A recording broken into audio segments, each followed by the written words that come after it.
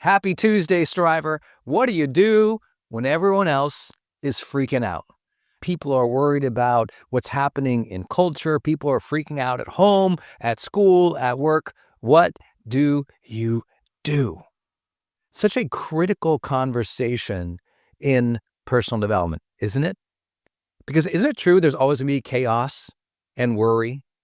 Isn't it true there's always going to be some people around you who are driven by drama, or some people around you who are genuinely facing major life difficulties and challenges and approach you in need, approach you for some security, safety, comfort, that all around you throughout your life, especially if you've raised your hand to be a striver, if you're here in Growth Day, you tend to be the person who's more of maybe the leader or perhaps a little more successful than your average peers.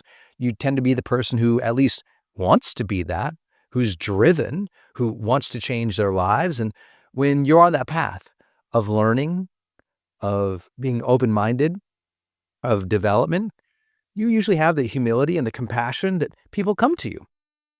Also, though, you tend to be the builder, the achiever, the person who's going for it, the high performer who wants long-term success and well-being, who wants to build an incredible life. And guess what? All around you, there's always going to be, at some point, concern, worry, fear. So what are you going to do? Well, here's a couple ideas. Number one, when they're all panicked, when everyone else around you is freaking out, that is when you amplify your own mindfulness. You start to become incredibly aware of your breath. How are you breathing? How are you holding your body? Are you really experiencing the moment in such a way that it is contained within you, not caught up in emotional contagion to everybody else? Can you find your center amid the chaos and the noise is a critical question for any leader, for any parent, for any caregiver. To find that place within that, even though it looks like all heck is breaking loose, you can breathe. And I mean that literally. Focusing on your breath. Every time someone around me is stressed, every time somebody is around me, oh, the economy or this or that, I just breathe. I'm not saying it solves the problem, but I'll tell you what, it's better than amplifying the problem immediately. Focus on the breath. Find your center. Pay attention to what are the thoughts that you're having right now. When everyone else is freaking out, are your thoughts going along with them? Are your feelings being triggered by their energy, their posts, their concerned tweets? Are you getting caught up in what they're saying is coming in the future that's so terrible? Are you getting caught up in their concerns? Or are you connected to what's really happening inside for you? Are you generating the energy, the experience, the thoughts, and the feelings that are required on your own path for what you desire? Sure, you can be attentive to others, but you can still be mindful within. That makes sense? I can be centered and still be fully present with other people as they're going through their challenges or they're freaking out. Have you ever seen a parent on a playground or someone you know who is just really dealing with their children well? The children run around, they're freaking out, and there's mom, just calm and cool. You can tell she's handled it before. She's not getting caught up into their energy. And she's probably been there before and probably realized that getting caught up into that just creates more frazzled energy, more freak out, more difficulties. So she's decided, I'm going to find a way over time to manage my own emotions so that they're not yanking me around all the time. Trust me, I don't pretend that's easy. I just asked, have you ever seen it? I'm sure you have. You've seen that one parent, that one leader, that one manager, that one person who just seems to weather the storm better, to stand solid, firm, steady, even when everyone is freaking out. It starts with getting a hold of yourself, taking some deep breaths, managing your thoughts, determining what feelings you want to experience. Yes, be attentive to them. Yes, be the caregiver you have to, but internal, you have your own dialogue going on. Internal, you have a sense of connection to your body, your feet, your breath, how you're holding your body and your breath, holding your face. Are you getting all caught up? Is your face all in panic like theirs? Because, that's what our mirror neurons want us to do, is to mimic everybody around us. Or are you going to that higher conscious level and deciding, what do I want to experience right now? How do I want to show up? How do I want to serve? When they panic, you increase your own mindfulness. Second, I'll share an idea that I know not everybody will like, but it's the idea that in those moments, you can also adopt the role model mindset. Ask, how would a role model handle this situation? What would I do if others were counting on me to lead them through this? Even if they're not, what would I do? To ask that leadership type question, ask that role model type question. And sometimes you just look out or you look backwards. If you look backwards, you think of, who are the role models in my life and how did they handle difficulty? Maybe you read a book about them. Maybe they were a parent, a friend, someone you worked with, who just seemed to, in moments of crisis, stand up and serve. They decided to be the role model, not just somebody who coped well, but somebody who wanted to serve. Somebody who said, you know what, I understand this is a difficult situation, and other people are watching how I'm going to handle it. So I'm going to raise my own standards on myself. Even if I feel the discomfort, I'm going to ask, how would a role model handle this? How would my mother or my father or that great, person who was a mentor to me, how would they deal with it?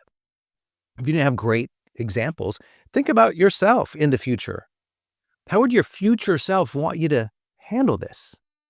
Probably they wouldn't want you running around freaked out. They wouldn't want you running around acting like a child. They would want you to say, okay, take a few deep breaths here. Let me get a hold of this situation here. Let me figure out what I'm going to do. Let me make a plan. I always say that so much of the role model mindset is the simple act of sitting down and saying, what would my highest self do right now? And what 3 things would my highest self want me to do right now? And that's your plan. Those 3 tasks that your highest self is saying, hey, do this right now. This will serve you. Another big idea for you is that your goals need to supersede their noise. See, in all the panic, it's like everyone's making noise about all the reasons to be panicked.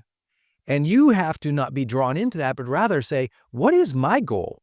What's the horizon line I'm after? What is my future vision that I want to move towards? And keep working towards that plan despite all the noise. I've been blessed to be, around for a while doing business, especially as an entrepreneur. And before that, I made like a mega corporation with like 80,000 employees. And I've been through multiple economic ups and downs. And I always felt like every time there's a drop in the market, round and round and round, the media goes round and round. Everyone goes about complaining and talking about it. And then there are people who are building.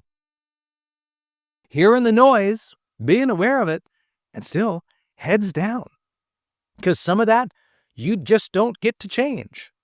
Some of that, it's just the way it is, and it's going to go through its cycles. But here you are going to do the work. Here you are controlling your own life, your own attention, your own focus, your own productivity, your own daily and weekly work habits.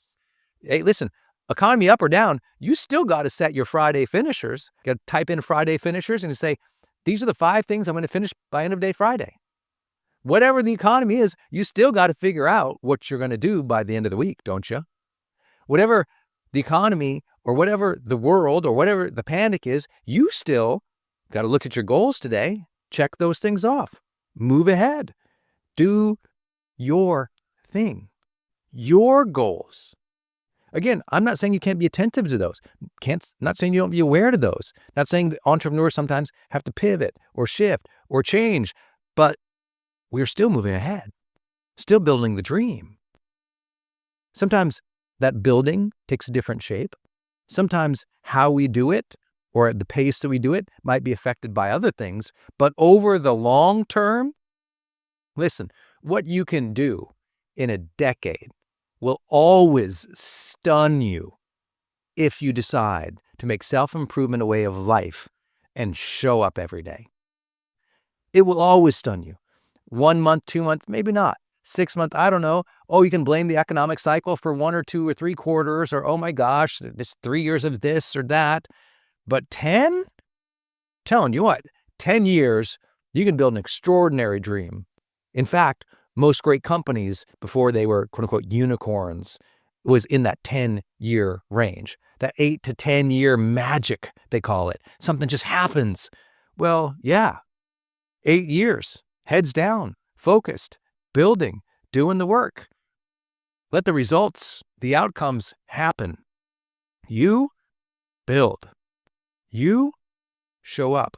You focus on your goals. Your goals have to supersede their noise.